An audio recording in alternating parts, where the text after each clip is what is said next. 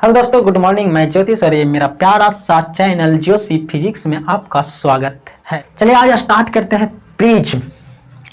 Prism क्या होता है? प्रिज्म का यहाँ पे चित्र दिखाई दे रहा होगा नहीं? वैसे प्रिज्म को हम अच्छे से आज देखते हैं कि क्या होता है। प्रिज्म एक पारदर्शक पदार्थ होता है। पारदर्शक मतलब जिससे लाइट पार कर जाती है नहीं? तो प्रिज्म सबसे पहले ये जानना है कि प्रिज्म जो होता है एक पारदर्शी पदार्थ होता है जिससे लाइट पार कर जाता है। प्रिज्म का जो आकार होता है वो यहाँ पे दिखाई दे रहा होगा। ये इस तरफ के आकार होता है। इसमें टोटल सतह 5 होता, 5 गो होता नहीं, टोटल पृष्ठ कितना होता? 5 गो। इसमें होता क्या है, दो इस तरह से सतह लगा हुआ रहता नहीं, देखो इस तरह से, और एक नीचे होता और एक आगे होता और एक पीछे होता। मतलब इस तरह का जो आकार होता उसको प्रिज्म बोलते हैं नहीं, आकार।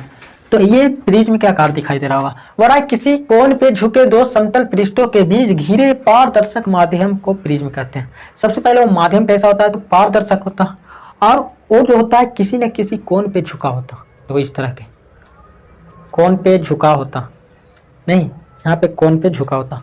ये है एंगल। यहाँ पे दो पृष्ठ है जो एक एंगल पे झुका होता है। तो किसी एंगल पे झुके दो पारदर्शक पदार्थ से घिरे पारदर्शिक माध्यम को नहीं कच कहते हैं, प्रिज्म कहते हैं। तो प्रिज्म इस तरह के होता है, और इसमें ये जो सतह होता है इस पे लाइट किरणें जाती है, इस पे किरणें पड़ती है और इस सतह से बाहर निकलती है। इस पे किरण पड़ेगी और इस सतह से बाहर निकलेगी। तो मेन रूप से जो प्रिज्म पर जो काम होता है ये इन दो सतहों का होता है। अपवर्तन इसी दो सतह से होता है। एक ये वाला सतह जो दिखाई दे रहा है, क्योंकि इस तरह से होगा तो इस सतह से किरण इस पे पड़ेगा और इधर से निकलेगा। तो ये दोनों सतह को ही बोलते हैं अपवर्तक सतह। ये दोनों सतह जो दिखाई दे रहा है, पृष्ठ जो दिखाई दे रहा है, इसको बोलेंगे अपवर्तक पृष्ठ। और ये दोनों अपवर्तक पृष्ठ के जो ऊपरे वाला कोरा किनारा कोरा जो जोड़ रहा, ये दोनों अपवर्तक सतह को जो जोड़ रहा, इस कोरा को बोलते हैं अपवर्तक कोर। अपवर्तक कोर। अब ये दोनों सतह किसी न किसी कोण पे झुका होगा। इस तरह से है तो किसी न किसी कोण पे झुका होगा।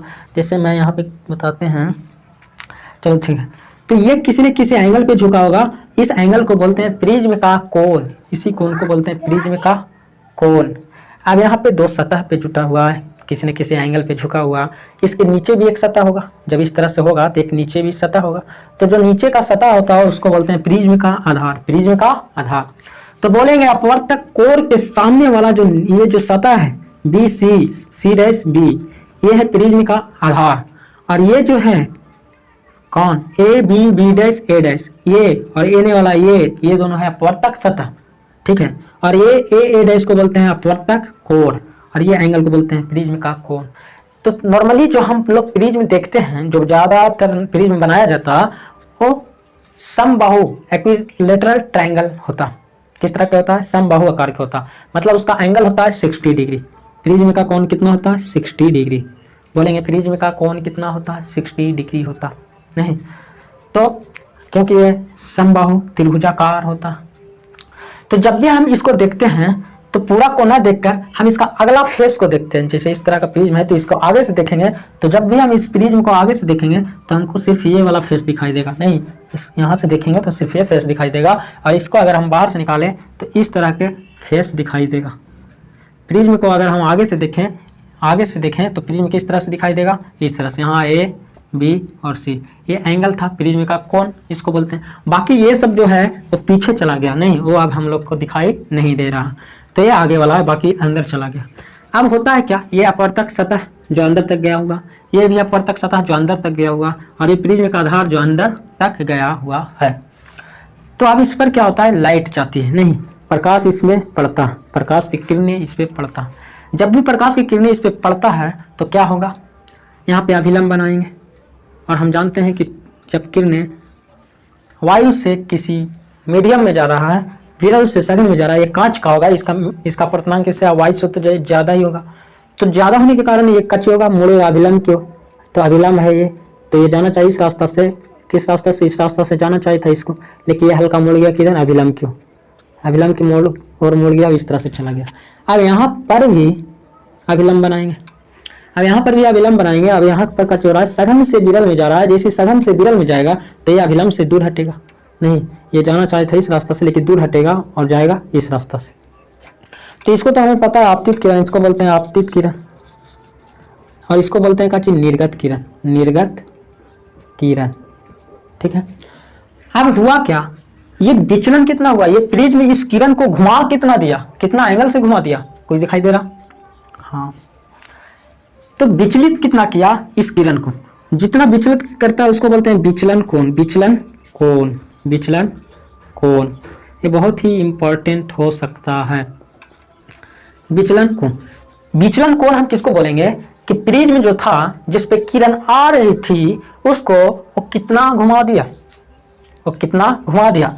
तो किरण जा रहा था इस रास्ता से, बेचारा जा रहा था इस रास्ता से, और बीच में प्रिज्म आते उसको इतना घुमा दिया, उसको इस रास्ता से भेज दिया। मतलब कितना एंगल घुमा दिया, तो इसको थोड़ा सा पीछे करके देखते हैं कहाँ तक गया। इस रास्ते से जा रहा था, उसको पकड़ के कहा कि तू उधर कहाँ जाएगा रे, नीचे नीचे, इसको लेके चला या नीचे, इस रास्ता पे लेके चला है, तो इतना नीचे चल गया, नहीं इतना नीचे चल गया। इसको लैम्डा, लैम्डा से लिखते हैं, किससे, लैम्डा।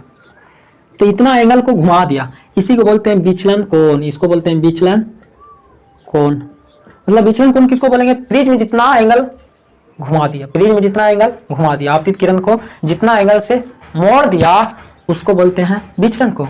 यानी आपतित किरण और आपतित किरण और निर्गत किरण, निर्गत किरण के बीच के कोण को विचलन कोण कहते हैं, नहीं विचलन कोण कहा जाता है। ठीक है, विचलन कोण किसको बोलते हैं, तो ये आपतित किरण था, ये कौन सा किरण था, आपतित किरण, और ये निर्गत किरण, ये दोनों के बीच का एंगल जो बनता है उसको बोलते हैं विचलन कोण। ठीक है, आगे हम देखते हैं कि ये क्या हो रहा।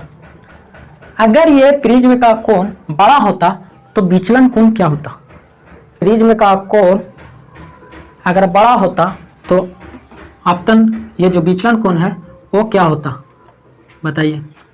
तो एक नोट करके याद करना है कि प्रिज्म का कोण, प्रिज्म का ऑब्जेक्टिव बन सकता है। ठीक है, प्रिज्म का कोण बढ़ने पर विचलन कोण बढ़ता है।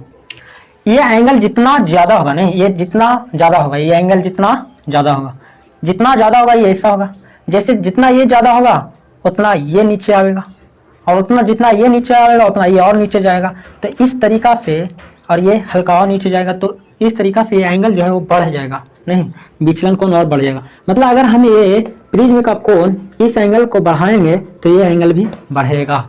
ऑब्जेक्टिव के लिए बहुत ही इंपॉर्टेंट हो सकता है कि प्रिज्म के कोण बढ़ाने पर विचलन कोण का मान बढ़ता है। ठीक है, तो आई होप कि प्रिज्म आपको बहुत अच्छे से समझ में आ गया होगा, नहीं